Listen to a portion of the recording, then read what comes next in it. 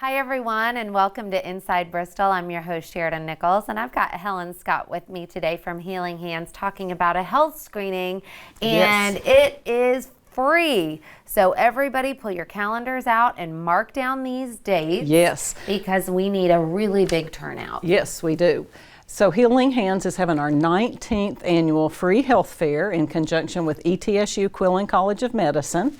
It is Wednesday and Thursday, April 27th and 28th. Okay, and if you want to get a health screening, how do you go about registering? So you have to have an appointment, and you need to call Healing Hands. It's 423-652-0260, extension 7. Okay. And make an appointment. We started with 120 appointments, and now we're down to 60. So there's only 60 appointments left, and this is a great time to come. Whether you have health insurance or not, you can come to the free health fair. So a lot of people are calling who have Medicare and don't have a supplement, and so they want to come to, for their screenings. A lot of people are coming because they just want to talk to the doctor about something that they have a concern about. A lot of people are coming to talk to the doctor and then getting their blood work done. That's really important to do. And where is the event? So the event is at the Healing Hands Clinic at 245 Midway Medical Park, Bristol, Tennessee, and it's down the street from Kroger.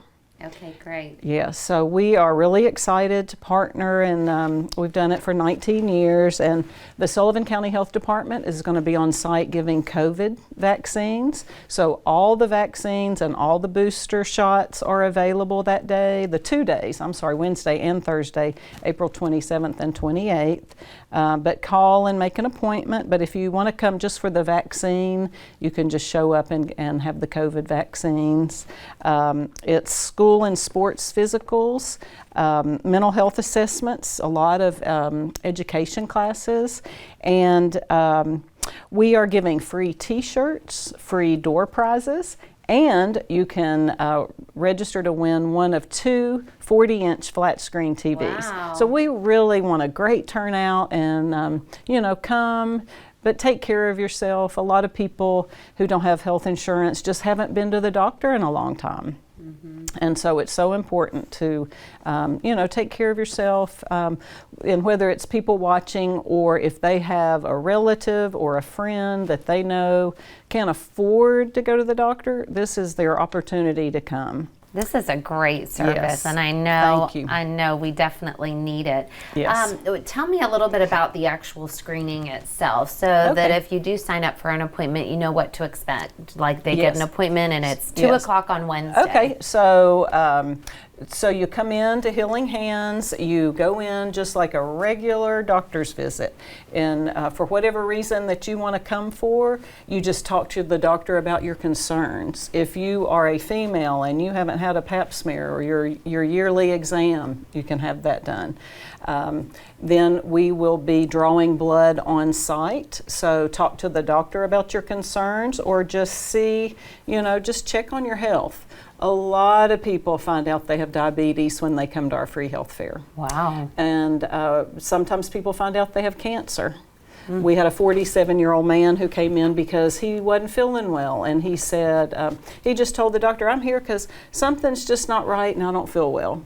And so they ran tests on him and told him at age 47 he had prostate cancer. Oh, wow. And so he is alive today because he came to the free health fair. Yeah. But it's important to have your blood tested. There will be an EKG machine on site. A lot of people have heart problems. So you can have an EKG test. We have chest x-rays on site. Then cholesterol and blood sugar tests. So there's going to be a lot of tests. There's hearing tests. So we really are encouraging people to come take advantage of this free event, and you might win a TV, but we're giving t-shirts and door prizes, and just so excited because there's going to be a lot of people there helping us. Oh, thank you. Well, thank you so much for joining us today and for telling us all about this. Definitely mark it on your calendar and give Healing Hands a call so that you can get one of the 60 appointments that are still available. Yeah, only 60 are left, so call today. Definitely. Thank you so much. Thank and don't go you. anywhere. We'll be right back.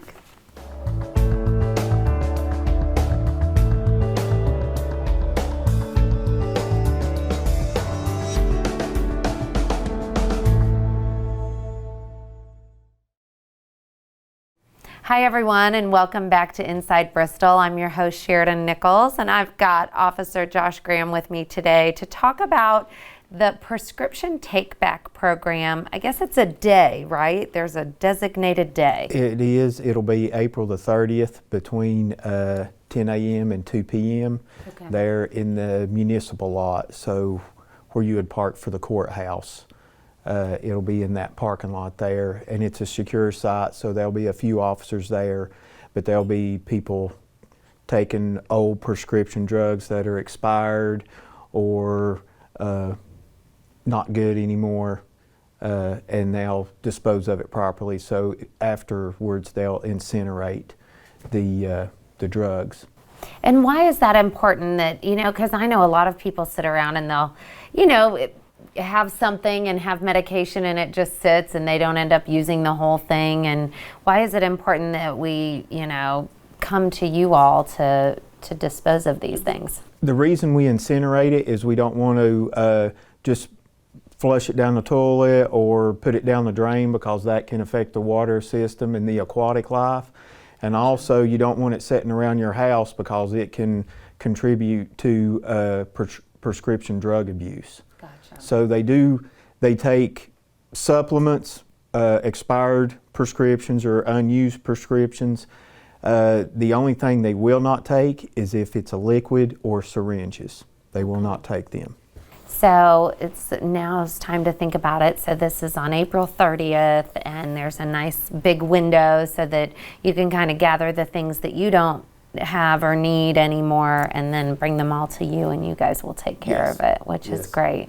And also, it's a no questions asked, so they ain't going to be asking where you got it from or anything like that. Oh yeah, that's a good point Yeah, to it's put in not there. Basically, the police is just there. There's other people there taking the prescription drugs. The police is just there just to make sure nobody tries to. It's properly disposed of. Is why the police are there. That's great. And this program's been going on for a while. Yeah, they've been doing it for years now. I think it went away during COVID for about a year or something like that. But now they've started back. I think last year they started back doing it. Yeah, and I know it's always really successful.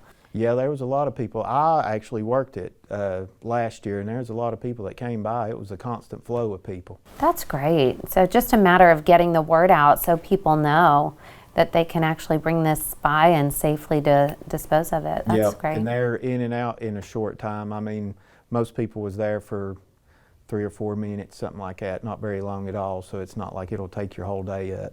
That's great. Oh, thank you so much for being on the show today and sharing that with us. Put that in your calendar and don't go anywhere. We will be back in just a moment.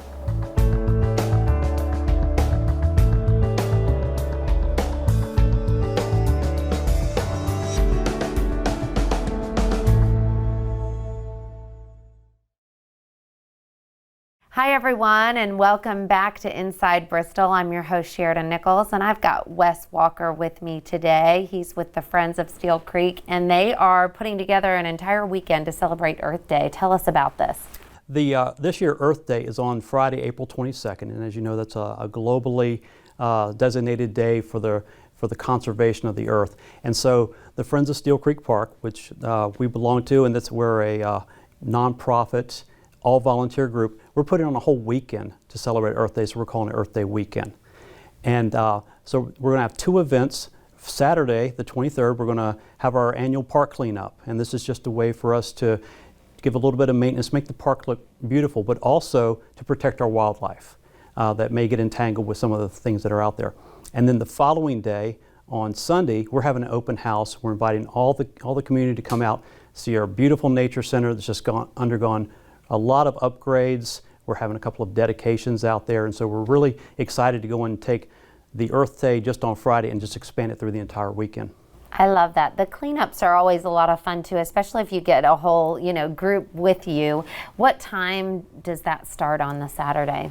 Saturday we're going to have a 9 a.m. start time at the Nature Center. It's going to go from 9 to 12, and we already have a couple of groups that have committed to us, and it's wonderful. We've got the Sequoia Council Boy Scouts. They're coming out there, and then we have the local Girl Scout troop. They're going to be joining us as well, so we're really excited about having the next generation of people here in the region go out and preserve the park and conserve our natural resources.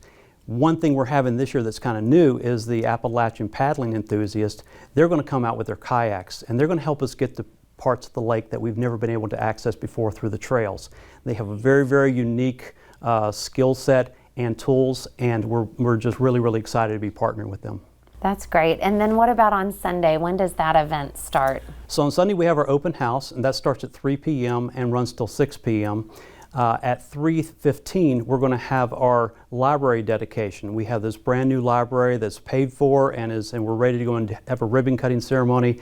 It's got a lot of resources and also information about all the wildlife and just the geography and such of Northeast Tennessee. Then at 4 p.m. we're going to have a dedication of our natural plants garden, and that's going to be right out back. And they've put in a lot of work over that over the past couple of years. It's a beautiful garden, overlooks the lake, and we're really hoping people will come out and just go and see all the different type of natural resources that they have here in Bristol. It's amazing. You really all have done such a great job out there, and we definitely appreciate it. And thank you so much for being on here. Thank you. Don't go anywhere. We'll be back.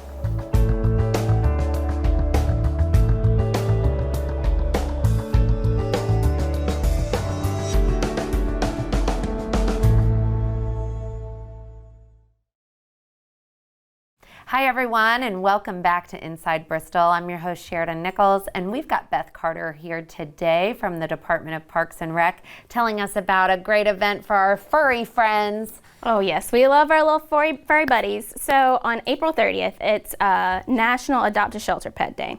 So everybody sees all the pets on Facebook all the time about either lost and found or they've gone to the shelter, and it tugs at your heartstrings. So we wanted to make sure that we have an event here locally just to bring attention to Sullivan County Animal Shelter. They're going to be able to bring out some of their cats and dogs. We're going to have it over at Charlie Robinette Park. Okay. It will be from 11 a.m. to 1 p.m. So right around lunchtime, you can kind of come in, come out, whatever. You can walk the park after. If you happen to find somebody while you're there, you're welcome to walk them. But yeah, it'll be right there beside where the Bark Park is, and we'll have little treat bags and bandanas for our little furry friends that are getting adopted, hopefully. But yeah, we'll be out there for a couple of hours, and hopefully it'll be a very successful event. And what about, I know you said it starts at 11, so if you're really wanting to adopt a pet, to just come on out, do you need to bring anything? No. The Sullivan County Animal Shelter, they'll have everything that they need on their end set up to make the adoption process as easy as possible. They're just going to bring out whoever they've got available on that day, but we're really excited about it. And I know we've talked about this a little bit before, but just the importance of that there are these animals that really need a home, and how much of a difference it can make to choose to adopt. Yeah, it's always such a, I know I personally have an adopted dog, and it is just one of those very heartwarming, like you feel like you've done this wonderful thing for this animal and they love you so unconditionally. It's like, why would you not want to have this opportunity to have like a new best friend? So that's great. It'll be really fun. Well, I hope it's super successful. I'm sure it will be. And we appreciate you coming on and telling us all about it today. No problem. And thank you for tuning in. We'll see you next time.